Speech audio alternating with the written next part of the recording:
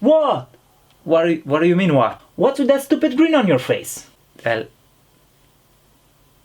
I got another shelf. I got another shelf and now I love it. I love it. I love my new shelf. Yeah, take that new shelf. Okay, I think that was a little too much loving for a shelf. Hello guys and welcome to a brand new episode of the TOGC. And today guys, I just wanted to come up and talk about the new Netflix Castlevania anime. Technically I think it's not an anime, it's made in the USA, so it's made by Netflix. So if you haven't watched it yet, go get a Netflix account and watch it because it is amazing. And if you're a Castlevania fan, you're gonna love that action. But before you go watch it, be careful, it's R-rated as fuck. At least that's what they said before it came out, and they hold up to that. It's R-rated as fuck. Blood and gore everywhere and guts spilling and puke everywhere. It's amazing.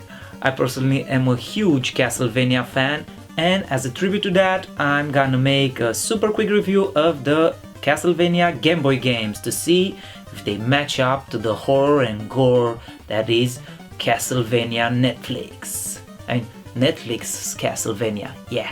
Netflix Castlevania. Okay, so let's start with the Game Boy games. There are 3 Game Boy games, Castlevania Adventure and Castlevania Belmod's Revenge and Castlevania Legends, the third one. Best of the series is the second one, Castlevania Belmod's Revenge, but let's see what all 3 of them has to offer. I only have the 2, Castlevania Adventure and Castlevania Belmod's Revenge, because Castlevania Legends, if you're a Castlevania fan, goes up for about 75 100 bucks, and I don't have the money to get it.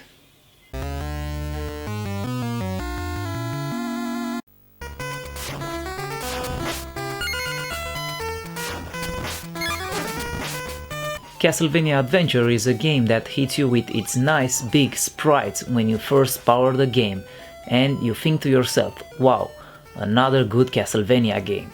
You play as Christopher Belmod, and as usual you are on a hunt to find and kill Dracula. But this game has aged so poorly that you will soon drop fucking F-bombs. Your character moves super slow, and that wouldn't be a problem, but enemies like bats and projectiles move really fast and makes it a horrible experience. Your whip has 2 upgrades, making it an iron whip at first, then a projectile fire whip at second, but it downgrades after just 2 hits. I was really bummed to find out that there are no sub-weapons in this game, and that sucks. Castlevania Adventure has very little positive in it, but if I were to find something positive about this game, it would be the amazing soundtrack. You'll find yourself humming it after just a few minutes of playing this.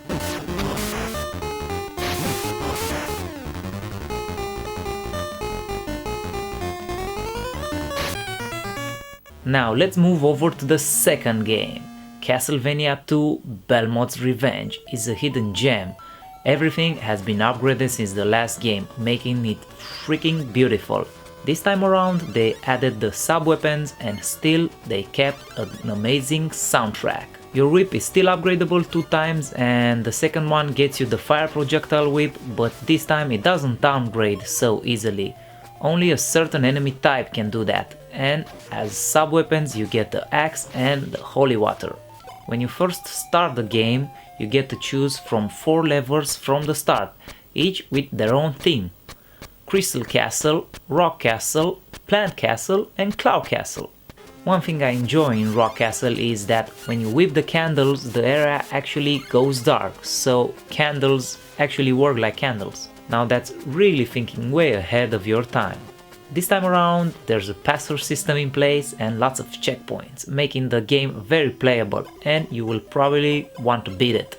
But don't take this as an easy game, because it is a game from the NES hard era of games, so keep that in mind. Our third entry is Castlevania Legends, that came out 6 years after its predecessor.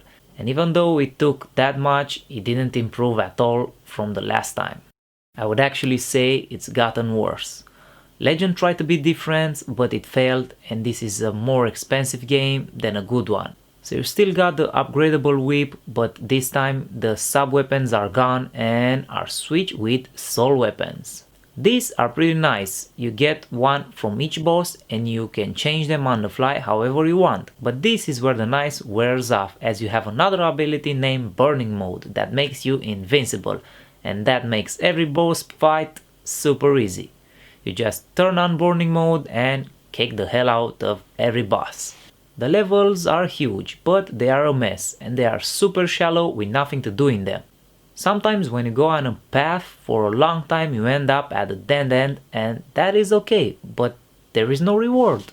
They try to make this a non-linear game, but fail miserably. But it's understandable. At the same time they were working on Castlevania Symphony of the Night, and look how that turned out.